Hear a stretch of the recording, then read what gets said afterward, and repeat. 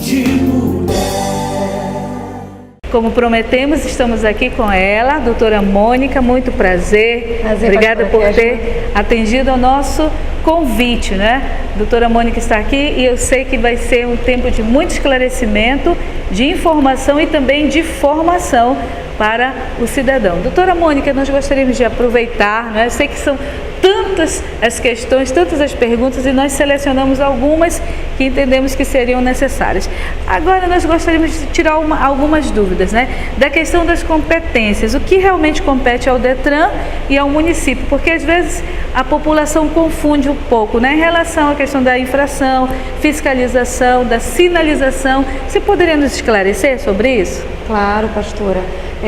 Desde 1998, com o atual Código de Trânsito Brasileiro, nós passamos a ter competências divididas e mais distribuídas. O que significa isso? É que o município detém uma competência, o Estado a outra e a circunscrição federal outra. No caso do município, a competência dele se restringe à sinalização da cidade, a verificação de parada, estacionamento e circulação. Então, quando eu falo em circulação, envolve semáforo, envolve os corujinhos, os famosos corujinhos, portanto a competência, tudo que se refere à circulação é do município. Do Estado ficou, com essa divisão do código, a parte do processo de formação de condutores, tá certo? Veículos, de um modo geral, tudo relativo a veículo. Se o veículo está em mau estado de conservação, a placa não está legível, o pneu está careca, licenciamento em atraso, aí tudo é Detran. Por isso que as blitz são com o Detran, porque normalmente a verificação para fins de autuação em flagrantes de tipos infracionais ou criminais de trânsito, nós temos que ter realmente uma parada do veículo e efetivar a abordagem, diferentemente do município, por exemplo, um avanço de semáforo. Aí o agente, ele pode, sem a parada do veículo, né, sem a abordagem, ele pode estar, por exemplo, lafrando uma infração. Okay. E com relação à circunscrição federal, aí ele tem tudo, mas naquela via.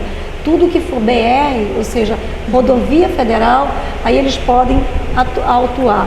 A questão de veículo, habilitação, velocidade, que seria do município, né? E tudo mais. E também no âmbito da sua circunscrição, a responsabilidade pela sinalização também é deles, assim como a circunscrição, no caso da sinalização, a responsabilidade é do Estado, né? Na circunscrição estadual, ou seja, numa IME, numa rodovia estadual, a responsabilidade é do Estado. Aí o Detran entra também num processo de sinalização. Mas, em regra e resumidamente, são essas competências de cada unidade da federação. Ok.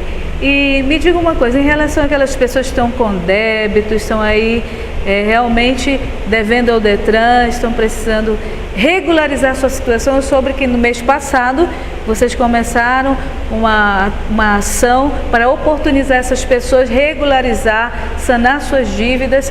Você pode contar um pouquinho para o nosso telespectador como ele deve proceder em relação a isso? Então, primeiro alerta, mudou de endereço, não comunicou ao Detran, não vai estar recebendo uma notificação que nós já iniciamos a expedição, né? Mas é porque as pessoas precisam atentar para isso. Tanto na parte de habilitação, quanto na de veículo, se você mudar de endereço, você tem que atualizar esse endereço junto ao Detran, obrigatoriamente. Por quê? Porque senão qualquer infração, né, vai estar lá no órgão como sendo recebida e depois ele vai reclamar que ele não recebeu e não terá direito, porque assim é que estabelece o Código de Trânsito Brasileiro, tá certo?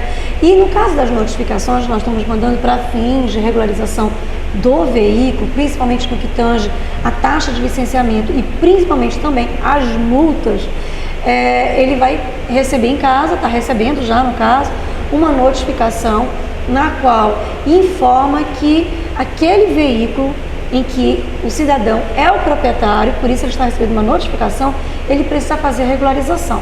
Hoje, antes do licenciamento, ele já está recebendo essa notificação. Correto. Só que muitas pessoas procuram o Detran para fazer o seu licenciamento. E o licenciamento não é só o pagamento do IPVA. O IPVA é 50% do município e 50% da Secretaria de Fazenda do Governo do Estado. Ele não vai um centavo para o Detran. Muitas pessoas também desconhecem isso.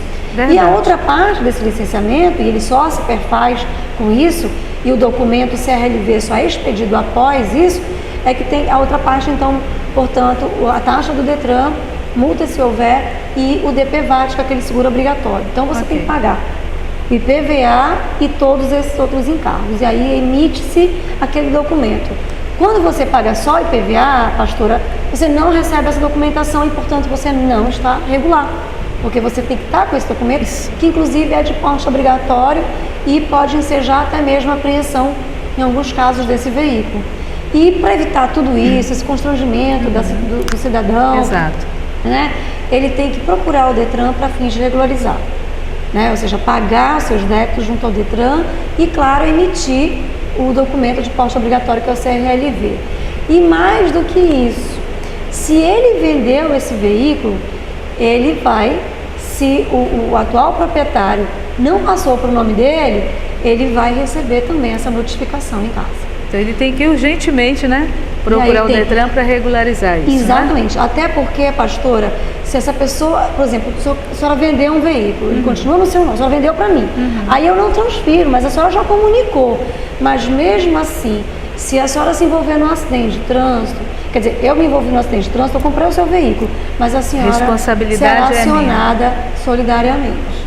Já pensou? Isso é uma coisa. Nós queremos então saber, no caso, como o Detran tem atuado na questão da educação, que isso é fundamental. A educação previne, não é isso? Os males no futuro. E nós gostaríamos de saber, o Detran tem um setor, não é, que atua nesta área, não é isso, doutora? É verdade, nós temos a gerência de educação para o trânsito, onde nós temos pedagogos, mestres mesmo, né, em trânsito, enfim, que fazem um trabalho belíssimo, nos auxiliando, e nós estamos lá permanentemente com algumas ações educativas, como por exemplo o Detran nas escolas, que é um projeto que começou em 2003, é um trabalho que envolve orientações lúdico-pedagógicas, tá certo? Há crianças na faixa etária que vai de 3 anos de idade, às vezes até um pouco menos. É mesmo? E alcança até o adolescente. Que bom. Tá certo, pastora? E nós vamos então com atividade pedagógica, que é o fantoche, né? A distribuição de material educativo. Temos as blitz educativas também nas vias públicas e várias outras ações educativas. Essa é uma das que nós temos realmente como enumerar, mas temos bastante outras. Olha só, inclusive nós queremos agradecer porque hoje mesmo nós temos uma equipe do Detran aqui no Jet Kids de férias atuando, ensinando as crianças da igreja e também as crianças aqui da comunidade, do bairro, assim como proceder, como receber essa educação preventiva. Muito obrigada por essa parceria, por essa bênção na nossa comunidade. Nós vamos por um brevíssimo intervalo. Você fique aí porque nós voltamos já já.